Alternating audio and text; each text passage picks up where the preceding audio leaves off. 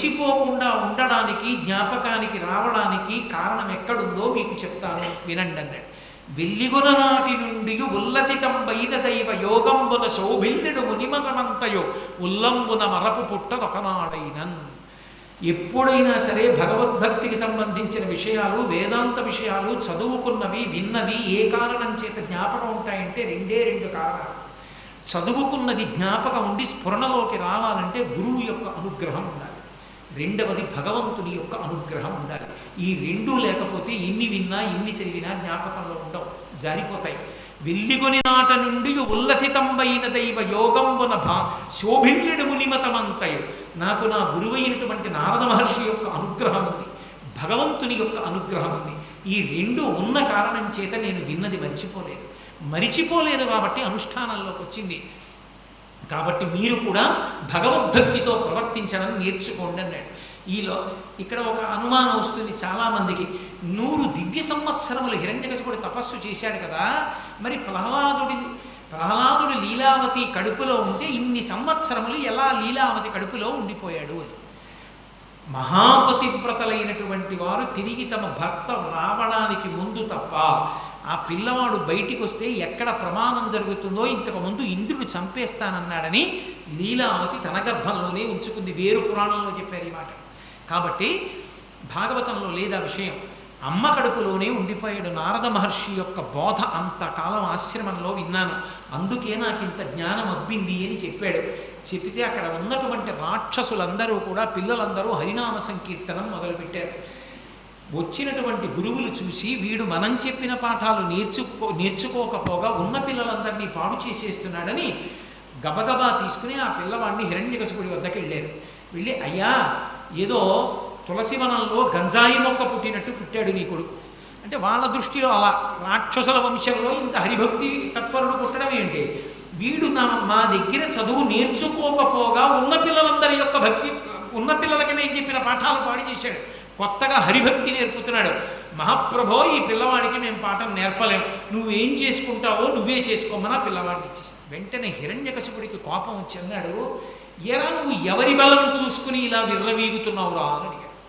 బలయుతులకు దుర్బలులకు బలమెవ్వరు, నీకు నాకు బ్రహ్మాదులకు బలమెవ్వరు, ప్రాణులకును బలమె, అతనే నాకు బలము. అసురేంద్ర, ఎవరు బలం అని అడుగుతావేంటి? బలయుతులకు దుర్బలులకు బలమెవ్వడు, నీకు నాకు బ్రహ్మాదులకు. బలం ఉన్నవాడికి, బలం లేనివాడికి, బ్రహ్మాదులకు, నీకు నాకు అందరికీ శరీరంలో ఉన్న బలంగా చెప్పబడుతున్నవాడెవరో వాడే నాకు బలం నాన్న. ఒరే, వాడి అండ నీకుందంటున్నావు కదా, 3 లోకములు వెతికాను, నాకు విష్ణువు కనపడలేదు, పారిపోయాడు పిరికి పొంద, చూపించగలవా ఎక్కడున్నాడో? మళ్ళీ అదే మాట అడుగుతావు నాన్న, ఎక్కడున్నాడో చూపించమంటావేమిటి? అసలు ఆయన లేని చోటు ఎక్కడుంది? ఇందుగలడు అందులేడని సందేహము వలదు చక్రి సర్వోపగతుండెందెందు వెదకి చూచిన అందందేగలడు దానవగ్రని వింటే. నాన్న, నువ్వు వినాలి, కానీ అసలు శ్రీమన్నారాయణుడు లేని ప్రదేశం ఒకటి ఉందా? ఎక్కడెక్కడ వెతికి చూస్తే అక్కడక్కడ ఉంటాడు నారాయణుడు, వ్యాపకత్వం చేత ఉంటాడు, అన్నిటి యందు నిండి నిభీకృతమై ఉన్నాడు అన్నాడు. ఓహో, అలాగా, అయితే ఈ స్తంభంలో ఉంటాడా అన్నాడు. ఇప్పుడు వస్తోంది నరసింహావతారం. ఎందుకని? పిల్లవాడు అంటున్నాడు అంతటా ఉన్నాడంటున్నాడు. హిరణ్యకశిపుడు ఈ వేళ్ళు ముడిచాడు, ఈ వేలు పైకి తీశాడంటే ఇలా చూపించి ఎక్కడ ఆపుతాడు. ఆ వేలు ఎక్కడ ఆగితే అక్కడి నుంచి పైకి రావాలి, రాకపోతే తనని నమ్ముకున్న భక్తుడి మాట బొమ్మైపోతుంది. బయటికి రావడం అంటూ జరిగితే శంఖచక్ర గదాపద్మములు పట్టుకున్నటువంటి శ్రీమన్నారాయణుడిగా వచ్చే హిరణ్యకశిప సంహారం చేయడానికి బ్రహ్మగారిచ్చినటువంటి వరం ప్రతిబంధకం. కాబట్టి ఆయన ఎన్ని వరాలు ఇచ్చాడో అన్ని వరాలకి మినహాయింపుగా రావాలి. అన్ని వరాలకి మినహాయింపుగా రావడానికి ఎక్కడి నుంచి రావాలో తన చేతిలో లేదు. హిరణ్యకశిపుడి వేలు ఎక్కడ ఆగితే అక్కడి నుంచి బయటికి రావాలి. హరి సర్వాకృతులంకలండనుచు ప్రహ్లాదుండు భాషింప, సత్తరుడై ఎందును లేడనుచు దైత్యుండు తర్జింప, శ్రీనరసింహకృతి దాల్చనచ్యుతుడు నామాజంగమస్థావరోత్కర గర్భంబుల అన్ని దేశములను దండ ప్రభావంబునన్ అన్నారు పోతన గారు. ఈ బ్రహ్మాండం అంతా ఒక నారసింహం అయిపోయింది, అన్నిటిలోకి చేరిపోయింది విష్ణుతత్వం నరసింహావతారంగా. ఎక్కడ వేలాగితే అక్కడి నుంచి బయటికి రావాలి, అన్నిటా నిండిపోయిన అసలు ఆ నారసింహ తత్వం ఎలా ఉంటుందో అప్పుడు మీరు ఊహించండి. హిరణ్యకశిపుడు ఇలా వేలు తిప్పుతూ స్తంభాన్ని చూపించాడు, ఇందులో ఉన్నాడా అన్నాడు. మళ్ళీ అదే మాట అడగద్దు. అంతటా ఉన్నాడు, ఉంటే వస్తాడా? వస్తాడు నాన్న, నొప్పిలు. ఇప్పుడు కొడుకు మాట కాదని నిరూపించాలి, కొడుకు మాట నిలబెట్టాలి పరమేశ్వరుడు. ఇది ఆయన దయ. పిల్లవాడు ధైర్యంతో మాట్లాడుతున్నాడు, ఉన్నాడు పరమేశ్వరుడు అంటున్నాడు. అతని మాట నిలబెట్టడానికి బ్రహ్మాండమంతా నరసింహమైంది. హిరణ్యకశిపుడు ఆ స్తంభాన్ని ఒక్క దెబ్బ కొట్టి రమ్మను ఇందులోంచి అన్నాడు. అలా అనడం ఏమిటి? పెటపెట చటచట చప్పుళ్ళు వచ్చి ఆ స్తంభం బద్దలైపోయి అందులోంచి ఒక్కసారి విస్ఫులింగములు పైకొచ్చి పెద్ద కాంతి మండలం ఏర్పడి కందులతో చూడడానికి వీలు కానంత భయంకరమైన తేజస్సు ఒకటి బయటకు వచ్చింది. ఆ తేజస్సులోంచి పట్టుపుట్టం కట్టుకొని స్వామి నిలబడ్డారు. భయంకరమైనటువంటి గర్జన చేస్తుంటే, ఆయన పాదములు తీసి వేస్తుంటే ఆయన యొక్క వేగాన్ని ఒత్తిడిని తట్టుకోలేక 1000 పడగలున్నటువంటి ఆదిశేషుడు, సార్వభౌమము మొదలైనటువంటి దిగ్గజములన్నీ కూడా భూమి యొక్క బరువుని ఓర్చలేక తలలు వంచేసాయి. ఆయన పాదములలో చక్రరేఖ, శంఖరేఖ, పద్మరేఖ, నాగలి, అమృతభాండము మొదలైనటువంటి దివ్యమైన చిహ్నములు కనపడుతున్నాయి.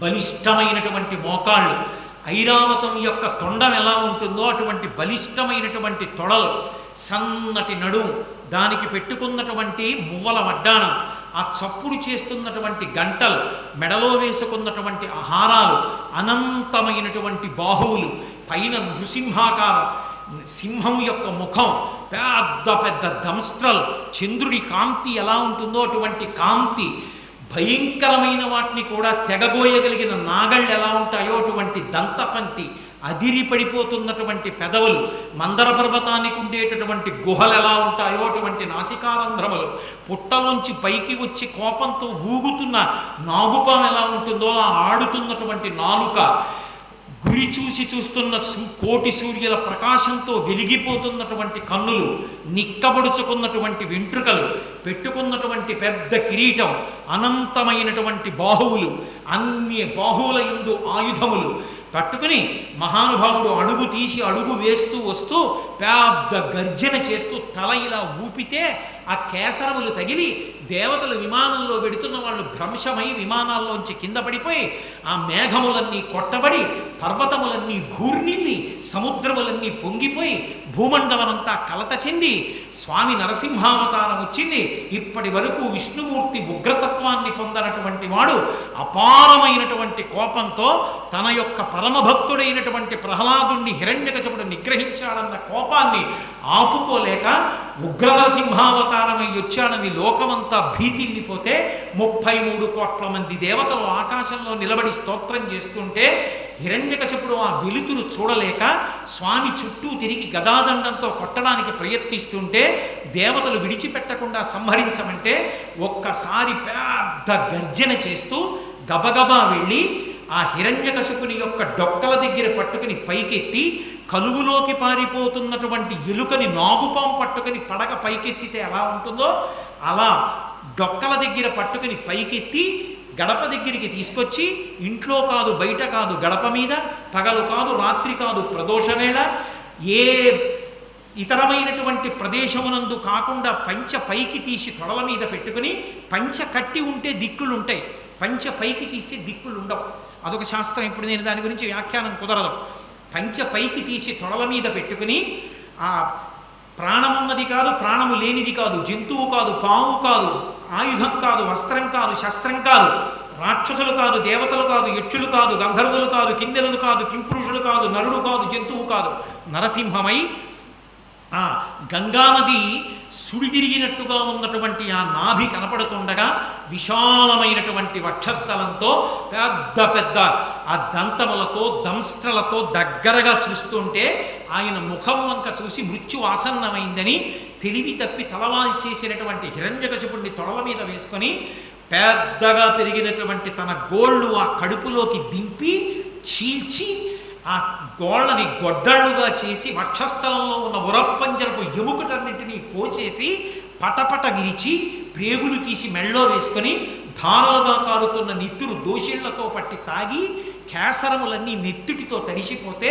పంచా తాను నెత్తుటితో తడిసి అక్కడ ఉన్న రాక్షస గణములన్నిటినీ సంహారం చేసి పెద్ద శబ్దాన్ని చేస్తూ ఆ ప్రేగులు తీసి మెళ్ళో వేసుకొని గిరగిర తిప్పి డొల్లబడినటువంటి హిరణ్యకశిపుడి శరీరాన్ని విసిరేసి భయంకరాకృతితో నడుస్తుంటే బ్రహ్మాది దేవతలందరూ స్తోత్రం చేశారు. ఏమి నారసింహం, ఏమి అద్భుతం, ఏమి అవతారం! ఇంతమంది స్తోత్రం చేస్తే ఆయన ప్రసన్నుడు కాలేదు. అదే ఉగ్రభావనతో ఊగిపోతున్నాడు ఆయన. ఆ ఊగిపోతున్న ఉగ్రనరసింహుణ్ణి చూసి లక్ష్మీదేవిని పిలిచి, అమ్మా నువ్వు నిత్యానపాయనివి, ఆయన వక్షస్థలంలో ఉంటావు, నిన్ను చూస్తే ప్రసన్నుడవుతాడు తల్లి, దగ్గరికి వెళ్ళమన్నారు. ప్రళయార్కబింబంబు పగిదియున్నది కాని పూర్ణేందు చంద్ర నిభము కాదు. పూర్ణచంద్రబింబంలా ఉంటుంది నా భర్త ముఖం, ఇంత కోపంగా ఉండడం నేను ఎప్పుడూ చూడలేదు. అయ్య బాబోయ్, నేను కూడా దగ్గరికి వెళ్ళనంది లక్ష్మీదేవి. శ్రీ మహావిష్ణువు యొక్క అవతారాలలో లక్ష్మీదేవి దగ్గరికి వెళ్ళడానికి భయపడిన అవతారం నరసింహావతారం. అందరూ భయపడుతుంటే ప్రహ్లాద నీ గురించే వచ్చింది అవతారం, స్వామిని నువ్వు దగ్గరికి వెళ్ళి ప్రసన్నుండి చేయమన్నారు. ప్రహ్లాదుడు చిన్న పిల్లవాడు గబగబా వెళ్ళి స్వామికి పాదములను పట్టి నమస్కరించి, ఏమి నువ్వు నరసింహస్వామిగా వచ్చి పైన సింహంగా కింద మనుష్యుడిగా వచ్చి పెద్ద పెద్ద గోళ్లతో ఆ కోరలతో నోరు తెరిచి పెద్ద ఆ గర్జన చేస్తే భయపడిపోతాననుకుంటున్నావా? నీకన్నా భయంకరమైనది ఒకటి లోకంలో ఉంది, దాని పేరు సంసారం. ఆ సంసారానికి భయపడతాను కానీ నీకు భయపడతాననుకుంటున్నావా? బ్రహ్మాది దేవతల తల మీద పెట్టని చెయ్యి, లక్ష్మీదేవి ఒంటి మీద పడితే పొంగిపోయే చెయ్యి, భాగవతో పరమభక్తుణ్ణి అని పేరు పెట్టి ఏమీ తెలియని అర్భకుణ్ణైనా నా తల మీద చెయ్యి పెట్టి నా కోసం పరిగెత్తుకొచ్చి నా మాట నిలబెట్టడానికి నేను చూపించిన స్తంభంలోంచి వచ్చి నా తండ్రిని సంహరించిన నీ హృదయంలో ఎంత కారుణ్యం ఉంది నాకు తెలియదనుకుంటున్నావా? నువ్వు పైకి ఇలా అరిస్తే భయపడతాననుకుంటున్నావా? పరమేశ్వరా నీకు నమోవాక్కములని స్తోత్రం చేశాడు. పరవశించిపోయినటువంటి నరసింహస్వామి పరమప్రసన్నుడై ప్రహ్లాదుణ్ణి ఎత్తుకుని తొడ మీద కూర్చోబెట్టుకుని, నాన్న పొంగిపోతున్నాను రా, నీ భక్తికి ఏం వరం కావాలో కోరుకో అన్నాడు. మళ్ళీ నన్ను మాయలో ముంచుదాం అనుకుంటున్నావా స్వామి? నాకెందుకు ఇంక వరాలు, నాకెందుకు ఒక కోరికలు? నాకే కోరిక లేదు. నీ పాదముల యందు నిరతిశయమైనటువంటి భక్తిని కలిగి ఉంటే చాలు. అదిగో మా తండ్రి ఏమీ తెలియక అమాయకత్వంతో నీకు వ్యతిరేకంగా బతికాడు, నా తండ్రికి ఉత్తమగతులు కలిగేటట్టుగా అనుగ్రహించు అని అడిగాడు. ఏనాడు నీ తండ్రి నా వంక చూసి స్తబ్దుడయ్యాడో, ఏనాడు పట్టుకుని పైకెత్తి తొడల మీద పెట్టుకున్నానో, నా గోళ్లతో చీల్చి నెత్తురు తాగానో, ప్రేగులు మెడలో వేసుకున్నానో, ఆనాడే నీ తండ్రి కాదు, నీ తండ్రికి ముందు 21 తరాలు తరించిపోయాయి. వాళ్ళందరూ కూడా తరించారు. కాబట్టి ప్రహ్లాద నువ్వు బెంగపెట్టుకోక్కర్లేదు నీ తండ్రి గురించి. నేను నీకు ఆశీర్వచనం చేస్తున్నాను. నువ్వు దీర్ఘాయుష్మంతుడవై ఈ రాజ్యాన్ని ధార్మికంగా పరిపాలన చేసి పరమభాగవతోత్తముడవై అంత్యమునందు నన్ను చేరుకుంటావు. నీ కథ ఎక్కడ చెప్పబడుతుందో, నీ కథ ఎక్కడ వినబడుతుందో అక్కడ నేను ప్రసన్నుడనవుతాను, అక్కడ నేను ఎంతో సంతోషిస్తాను. ఆ సభామంటపంలో ఉన్న వాళ్ళందరికీ కూడా నా ఆశీర్వచనము పరిపూర్ణముగా లభిస్తుంది. దానిచేత రోగములు సమసిపోయి వాళ్ళందరూ కూడా ఉత్తమగతులు పొందుతారని ప్రహ్లాదోపాఖ్యానానికి శ్రీ మహావిష్ణువే ఫలశ్రుతి చేశారు. అంత గొప్ప అవతారమైనటువంటి నరసింహావతారం మన ఆంధ్రదేశంలోనే వచ్చింది. అది మన అదృష్టం. అహోబలం అని పిలుస్తాం. అహోవీర్యం, అహోశౌర్యం, అహోబాహుబలం బలం, నారాయణం పరం తేజం, అహోబలం అహోబలం అని ఆ నరసింహస్వామి ఆవిర్భవించినప్పుడు దేవతలందరూ చూసి అహోబలం అహోబలం అన్నారట. ఏమి బలం స్వామిదని. అందుకని ఆ క్షేత్రానికి అహోబలం అని పేరు. అక్కడ ఆవిర్భవించింది నరసింహస్వామి వారి యొక్క అవతారం. మహానుభావుడు అక్కడే ఇప్పటికీ నవనారసింహులుగా ఉన్నాడు. స్వాతి నక్షత్రానికి నరసింహస్వామికి చాలా దగ్గరి అనుబంధం. ఎందుకంటే స్వాతి నక్షత్రంలో ప్రదోష వేళలో ఆవిర్భవించింది. ఇప్పటికీ వైశాఖ మాస చతుర్దశి ఆ స్వాతి నక్షత్రం ఉండగా శృంగగిరి పీఠాధిపతులు బ్రహ్మముహూర్తంలో ఇలా ఆసనం వేసి కూర్చుని పూజ మొదలు పెడితే మళ్ళీ ప్రదోష వేళలో నరసింహస్వామి వారి అవతార ఆవిర్భావం వరకు కాలు ఇలా కూడా కదపరు, అలాగే కూర్చుని పూజ చేస్తారు. అవతార ఆవిర్భావ సమయం అయిపోయిన తర్వాత పూజ చేసి నీరాజనమిచ్చి పానకం నైవేద్యం పెట్టి అందరికీ పానకం ప్రసాదంగా ఇచ్చి అప్పుడు లేస్తారు పూజాపీఠం నుంచి. అంత గొప్ప అవతారం. నవనారసింహస్వరూపమై వెలిసి ఉన్నాడు. ఆ 9 మంది నరసింహులుగా ఉంటాడు అహోబల క్షేత్రంలో. ఇప్పటికీ అహోబల క్షేత్రంలో ఆ నవనారసింహుల్ని చూడ్డానికి దారి తెలియదేమోనని స్వాతి నక్షత్రం ఉండగా తీసుకెళ్ళడానికి సహాయం చేయడానికి కొన్ని బృందాలు ఉన్నాయి. వాళ్ళు తీసుకెడుతుంటారు సేవ చేయడానికి, దగ్గరుండి తీసుకెళ్ళి దర్శనం చేయిస్తూ ఉంటారు. జ్వాలా నరసింహుడిని, ఆయనే ఉగ్ర నరసింహస్వరూపం, మొట్టమొదట వచ్చినటువంటి తేజోస్వరూపం, హిరణ్యకశిపుని యొక్క పొట్ట చీలుస్తున్న స్వరూపంతో ఉంటాడు. రెండవది అహోబల నరసింహుడు, అంటే ఆ హిరణ్యకశిపుణ్ణి సంహరించిన తర్వాత కూర్చున్నటువంటి స్వరూపం. మాలోల నరసింహుడు అని లక్ష్మీదేవి చెంచు లక్ష్మిగా వచ్చి తరిగొండ వెంగమాంబ గారు చెంచు నాటకము అని ఒక అద్భుతమైన నాటకం చేశారు. చెంచు లక్ష్మిగా ఆవిడ్ని స్వీకరించి ఎడమతొడ మీద కూర్చోపెట్టుకుని ఉంటాడు. అదిగో ఆ నరసింహస్వరూపం మాలోల నరసింహుడు. కరంజ నరసింహుడు అని ఒక నరసింహుడు, 4వ నరసింహస్వరూపం అది. కరంజ నరసింహుడు అంటే ఆయన చెట్టు కింద కూర్చుని ధ్యానముద్రలో ఉంటాడు. 5వది పావన నరసింహుడు. పావన నరసింహుడు అంటే ఆయన దగ్గరికి వెళ్ళి ఒక్కసారి నమస్కారం చేస్తే ఎన్ని పాపములనైనా తీసేస్తాడు, మంగళములను ఇస్తాడు. అందుకనే 5వ నరసింహస్వరూపాన్ని పావన నరసింహుడు అని పిలుస్తారు. 6వ నరసింహస్వరూపం ఒకటి ఉంది, దాన్ని యోగ నరసింహుడు అంటారు.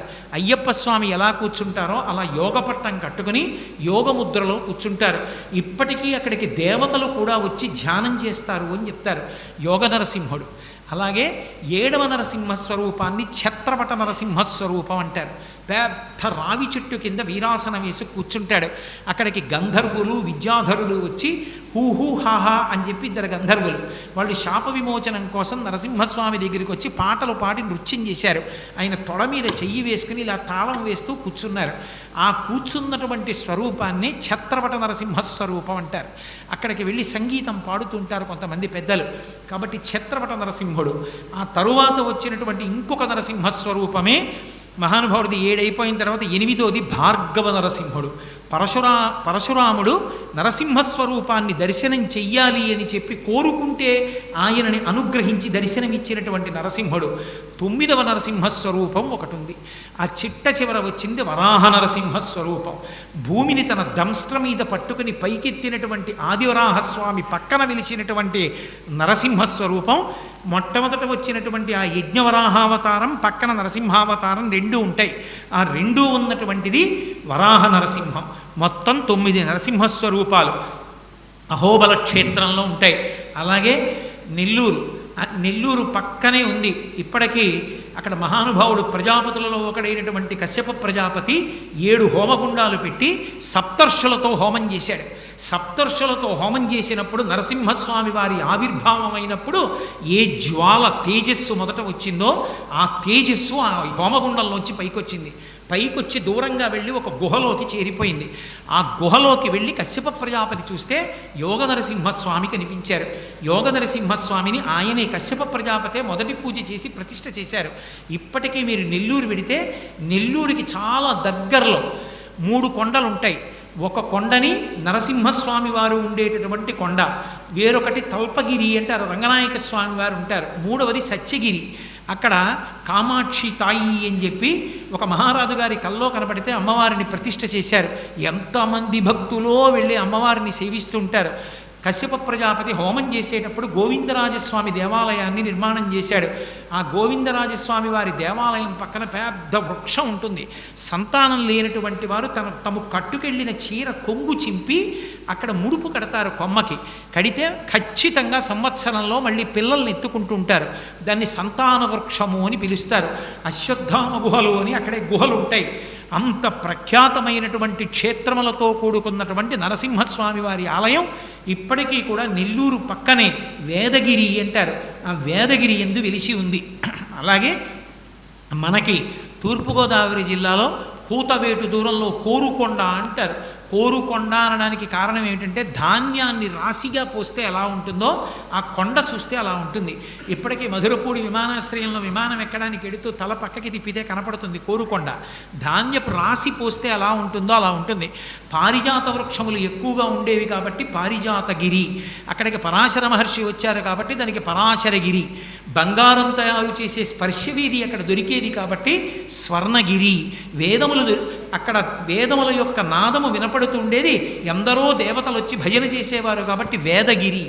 కోరుకొండ ఇన్ని పేర్లతో ఉండి లక్ష్మీ నృసింహస్వామి అక్కడ స్వయంభూగా వెలిశారు. చిత్రం ఏమిటంటే అక్కడ వెలిసినటువంటి నరసింహస్వామిని మొట్టమొదట గుర్తుపట్టి పూజ చేసినటువంటి ఘనత ఎవరికి దక్కిందో తెలుసా? భద్రాచలంలో పోతల తమ్మక్కలాగా ఒక పశువుల కాపరి భార్య అయినటువంటి స్త్రీ, ఆమె పేరు లక్ష్మి. లక్ష్మి అన్న ఆవిడ మొట్టమొదట చూసి నరసింహస్వామిని సేవించింది. అంత గొప్ప క్షేత్రం పక్కనే ఉన్నటువంటి ఆ కోరుకొండ. అలాగే మనకి హైదరాబాద్ దగ్గరలో యాదగిరి అని చెప్పి ఒక క్షేత్రం, యాదగిరి నృసింహుడని. అక్కడ ఉన్నటువంటి నరసింహస్వామి ప్రసన్న నరసింహస్వామి. ఆ నరసింహస్వామిని యాదర్శి అనబడేటటువంటి ఒక ఋషి తపస్సు చేస్తే వెలిసినటువంటి స్వామి కాబట్టి ఆ ఋషి పేరు మీదుగా కొండకి యాదగిరి అని పేరు వచ్చింది. ఆంధ్రదేశంలో నరసింహోపాసనం చాలా విశేషం. నరసింహస్వామి వారి కథ వింటే ఏం చెప్తారంటే, ప్రహ్లాదోపాఖ్యానాన్ని నరసింహస్వామి వారి ఆవిర్భావాన్ని విని పానకం తాగితే, నైవేద్యం పెట్టిన పానకం పుచ్చుకుంటే తరువుకొస్తున్న గుండె జబ్బు కూడా ఆగిపోతుంది. అంత గొప్ప స్వరూపం. షట్కాల శివ పూజ ఎలా ఉంటుందో అలా షట్కాలముల యందు పూజ అందుకునేటటువంటి మహానుభావుడు. విష్ణు స్వరూపంలో ప్రదోష వేళ కూడా దర్శనం చేయడానికి యోగ్యమైన స్వరూపం నరసింహస్వరూపం. ఆ నరసింహస్వరూపాన్ని దర్శనం చెయ్యాలని పద్మపాదాచార్యుల వారు నరసింహస్వామి వారి మంత్రాన్ని పొంది అరణ్యానికి వెళ్ళి తపస్సుకి కూర్చుంటే, అరణ్యంలో తిరుగుతున్నటువంటి ఒక ఏమీ తెలియని కిరాతుడు ఒకడు వచ్చి, పంతులు గారు మీరు ఎందుకు కూర్చున్నారు ఇక్కడ అన్నాడు. నరసింహస్వామి ప్రత్యక్షం అవ్వాలని తపస్సు చేస్తానన్నారు. నరసింహం అంటే ఏమిటి? అరణ్యంలో చాలా కాలం నుంచి తిరుగుతున్నాను, దానికి తపస్సు ఎందుకు, నేను తీసుకొస్తానని చెప్పండి అన్నాడు. విడిచిపెట్టట్లేదని ఆయన అన్నారు. కింద మనుష్యుడు పైన సింహం, ఆయన కోసం అన్నారు. అది ఈ అడవిలో ఉందా అన్నాడు. ఈ అడవిలో ఉంది అన్నారు. అయితే నేను తీసుకొస్తానులేండి, దానికి తపస్సు ఎందుకన్నారు. ఆయన నవ్వి అన్నారు, నువ్వు తీసుకురాగలవా? రేపు రాత్రిలోగా తీసుకురాకపోతే నా ప్రాణాలు విడిచేస్తాను పంతులు గారు, సరేనా?